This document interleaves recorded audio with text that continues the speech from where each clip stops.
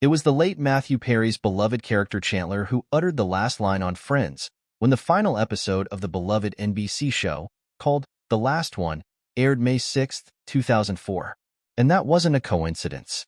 If you haven't watched the final moments of the series lately, remember that we see the besties leaving Monica, Courtney Cox, and Chandler's apartment for the very last time, because the couple is moving to the suburbs with their newborn twins. After they place their keys on a table, Ross, David Schwimmer, Phoebe, Lisa Kudrow, Rachel, Jennifer Aniston, and Matt LeBlanc's Joey, who wasn't even supposed to have one, do the same. That's when an emotional Rachel asks if Monica and Chandler have to leave right away. Should the group get some coffee?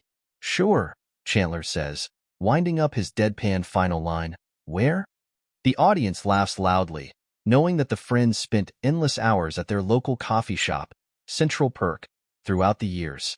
Could that line be any more perfect for sarcastic Chandler? Perry explained in his 2022 memoir, Friends, Lovers, and the Big, Terrible Thing, that he had deliberately sought out the honor. Before that final episode, he wrote, I'd taken co-creator Marta Kaufman to one side. Nobody else will care about this except me, I said. So, may I please have the last line? Perry was happy with the way it turned out. I love the look on Schwimmer's face as I deliver that line. It's the perfect mixture of affection and amusement, exactly what the show Friends had always given to the world, he noted. And with that, it was over. Perry recalled that, after 10 seasons, the cast members had been ready for the sitcom to sign off. For a start, he wrote, Jennifer Aniston had decided that she didn't want to do the show anymore, and as we all made decisions as a group, that meant we all had to stop. Jennifer wanted to do movies. I had been doing movies all that time and had the whole 10 Yards about to come out, which was sure to be a hit, insert donkey's head now. But in any case, even though it had been the greatest job in the world, the stories of Monica, Chandler, Joey, Ross, Rachel, and Phoebe had all pretty much played out by 2004. The actors were famously close and stood together during salary negotiations. By the end of the series' first run, each of the 6 was earning $1 million per episode. He added that, all the characters were basically happy by this point, too, and no one wants to watch a bunch of happy people doing happy things. What's funny about that? But on that last day, especially, it was about the friendships. Aniston was sobbing. After a while, I was amazed she had any water left in her entire body, Perry wrote in his book.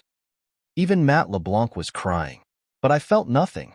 I couldn't tell if that was because of the opioid buprenorphine I was taking, or if I was just generally dead inside. Perry was candid about having struggled for years with addictions to alcohol and prescription painkillers, both before and during his time on Friends. At one point, his co-stars even staged an intervention. It was unsuccessful, but Perry had reportedly been clean for 19 months before he died on October 28, 2023, according to his autopsy report.